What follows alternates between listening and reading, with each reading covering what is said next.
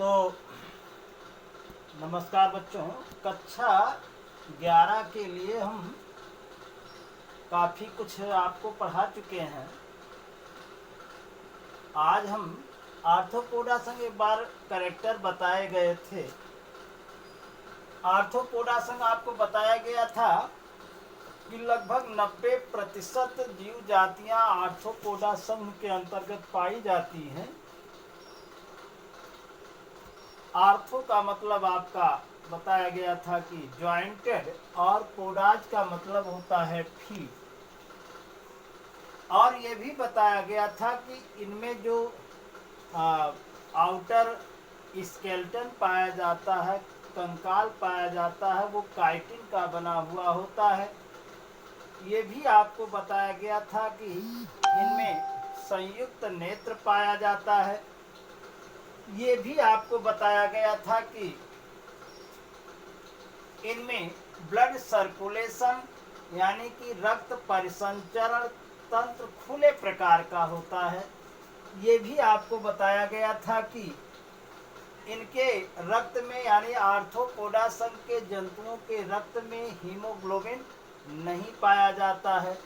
अब हम आपको आज ब्लड वैस्कुलर सिस्टम, जो भी खुले प्रकार का ब्लड वैस्कुलर सिस्टम है यानी open type blood vascular system है, ये आपको बताते हैं।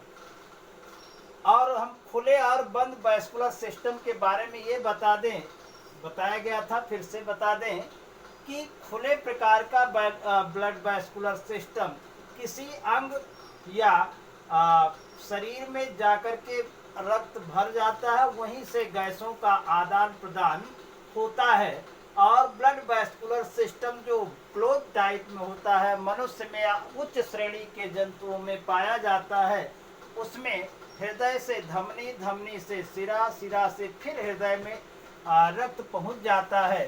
तो इस तरह से खुले और बंद प्रकार का ओपन ब्लड वैस्कुलर सिस्टम होता है। अब हम खुले प्रकार के वैस्कुलर सिस्टम में देखेंगे काकरोच का विशेषकर।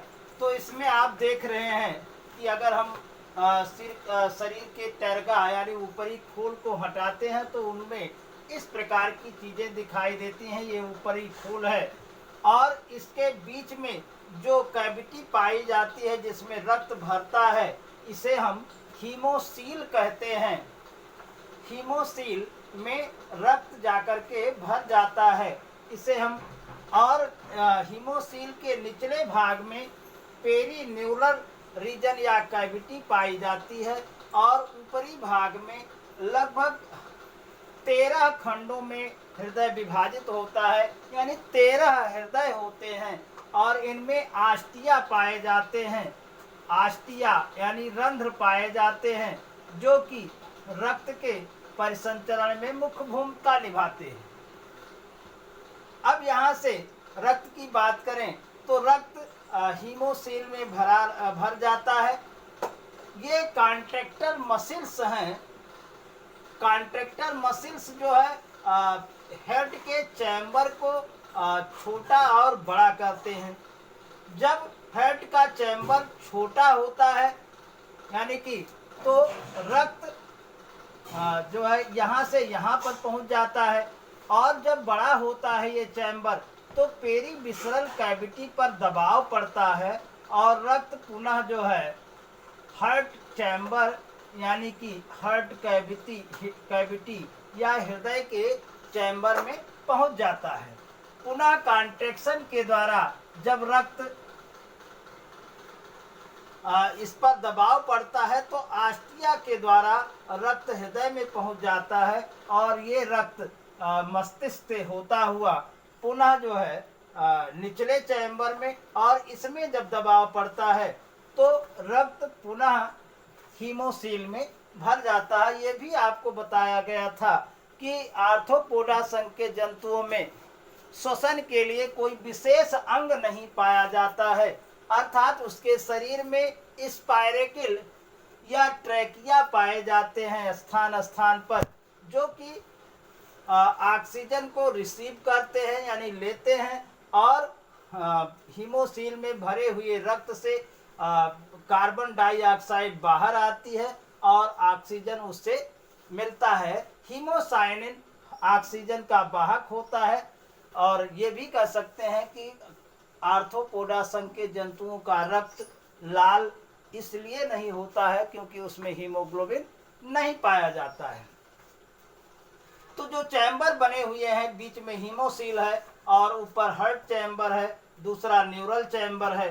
तो रक्त यहाँ से होता हुआ हीमोसील में, और पुनः जो है हीमोसील में जब कॉन्ट्रैक्शन और रिलैक्शन होता है तो रक्त पहले हार्ट चैम्बर में भरता है, और हार्ट चैम्बर में जब कॉन्ट्रैक्शन होता है तो जो भरा हुआ रक्त है वो इस 13 जो खंड यानी 13 हृदय हैं पूरे बॉडी लंबाई में फैले हुए, उसमें भर जाते हैं। और ये रक्त यहाँ मस्तिष्क से होता हुआ और पुनः इसमें भर जाता है, हीमोसील में भर जाता है। तो इस तरह से इसका जो ब्लड वैस्कुलर सिस्टम है वो खुले प्रकार का होता है।